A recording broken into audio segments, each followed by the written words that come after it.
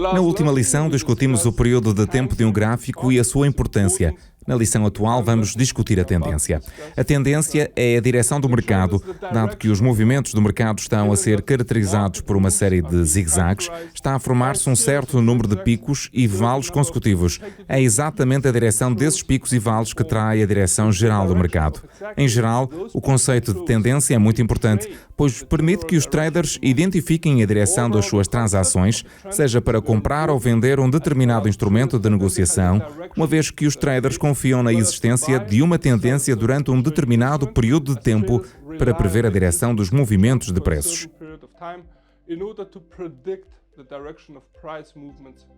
É característico que no mercado existam ditados como negocie sempre na direção da tendência, a tendência é sua amiga e não vá contra a tendência.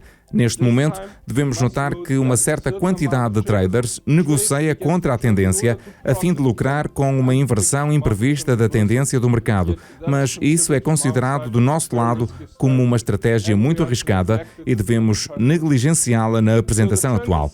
Assim, a tendência é para onde o mercado se dirige e pode ter três direções.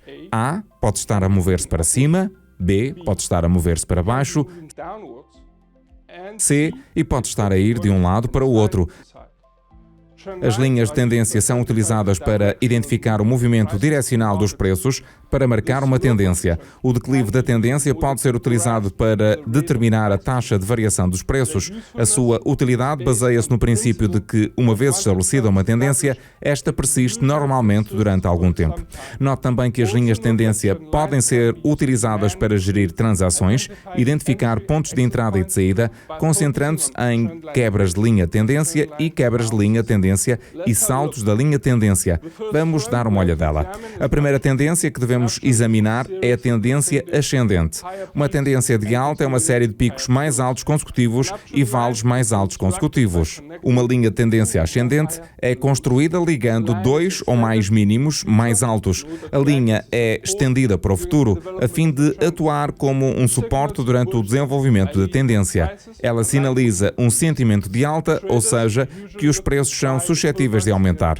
Os traders geralmente procuram comprar os recuos perto da linha de tendência, embora também possam permitir que a negociação permaneça aberta na posição de compra, desde que a linha tendência apoie a ação do preço. Uma linha tendência ascendente é desenhada descansando sobre as calhas consecutivamente mais altas, e isso está a ser feito por uma razão. A razão é que se a tendência de alta perder força e a ação do preço deixar de marcar picos e vales mais altos, terá de se mover abaixo da linha tendência ascendente para a quebrar, sinalizando assim que a tendência de alta já não é válida e que está a ocorrer uma inversão de tendência. A segunda é a tendência de baixa. Uma tendência de baixa é uma série de picos consecutivos mais baixos e vales consecutivos mais baixos. Uma linha tendência de baixa é construída ligando dois ou mais máximos mais baixos.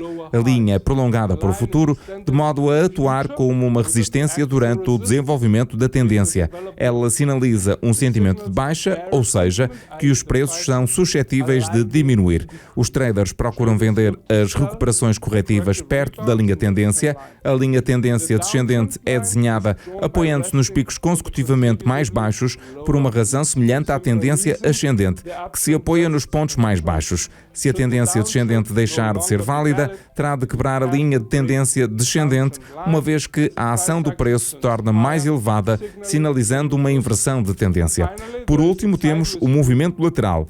Uma tendência lateral é identificada desenhando duas linhas de tendência paralelas, com uma a atuar como suporte e a outra como resistência, formando assim um retângulo de intervalo de negociação. O mercado está a ser negociado num intervalo horizontal, sem que nem os ursos nem os touros assumam o controle dos preços e com a ação do preço a ser confinada entre os limites de subida e descida mencionados.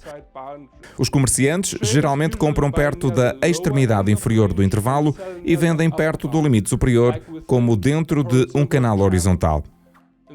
Na presente lição, discutimos as três tendências que caracterizam os mercados.